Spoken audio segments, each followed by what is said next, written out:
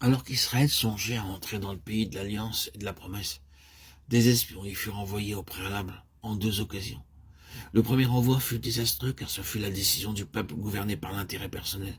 Et bien que Moïse ait accédé à leur demande et que le Seigneur ait acquiescé, le mobile secret fut révélé par la suite.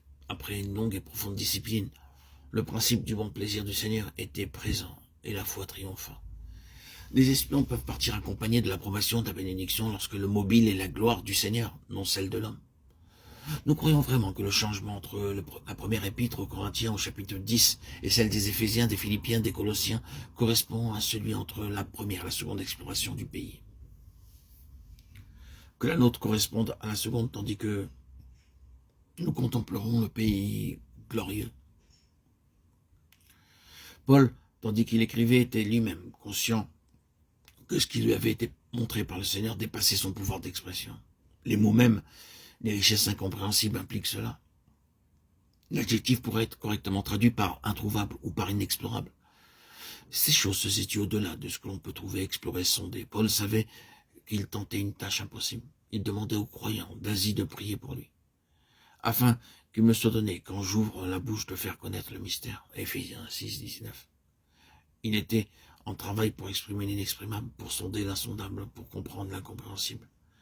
Le paradoxe de prêcher ce qui est intransmissible caractérise ces dernières épîtres. Si cela était vrai de cet homme, que pouvons-nous faire de plus que de regarder à distance? Ce que Paul se mit à faire et ce qu'il ne se mit pas à faire. Dans ses derniers écrits, il ne se mit pas à écrire un traité sur un thème ou sur un autre, sur un sujet ou sur une doctrine. C'est toute la différence sous ce rapport entre les Éphésiens et les Galates, ou les Romains.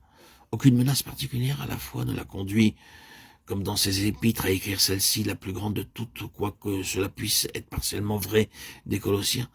Dans les Éphésiens, Paul n'est pas en train de raisonner, d'argumenter, de débattre contradictoirement. Il n'est pas en train d'énoncer sa philosophie du christianisme. Il a une vaste et riche connaissance des philosophies et des idées religieuses du monde dans lequel il avait évolué. Mais il n'avait pas l'intention de s'occuper de ces choses-là ou de comparer les autres religions au christianisme. Ce que Paul fit dans cette épître destinée à l'Asie et par leur moyen à tous ceux avec lesquels l'Asie était en contact et inconsciemment à nous, devait constituer une puissante proclamation. Nous avons ici un homme faisant une proclamation avec un cœur trop rempli pour pouvoir articuler. Il est simplement en train de pousser un cri. C'est comme une annonce urgente et impérative pour laquelle le microphone est trop faible et inadéquate. Ce n'est pas quelque chose qu'il avait imaginé et qui était le produit de son grand cerveau. Il l'attribuait à une révélation qui lui avait été donnée par l'initiative de Dieu. Ce qu'il est en train de rédiger est une présentation vitale et dans un sens achevé du long processus de la révélation personnelle de Dieu. Et elle renferme la révélation pleine et finale de Dieu, de son dessein éternel. C'est parce que c'est de cette nature que Paul tombe à genoux et prie une prière spéciale en faveur de ses lecteurs. 1, 15, 17. Sa cause d'une loi établie, inaltérable d'un principe qu'il a énoncé ailleurs, 1 Corinthiens 2, 14, 16, d'une manière tellement claire et catégorique, à savoir que les choses spirituelles, les choses de l'esprit, ne peuvent être saisies que par des gens spirituels, le peuple de l'esprit. Nous devons développer ceci après, et tout ce qui est devant nous dans cette épître aux Éphésiens ne sera rien de plus que des mystères écrits. Si nous ne prions pas cette même prière pour cette même nécessité, avant que nous allions plus loin,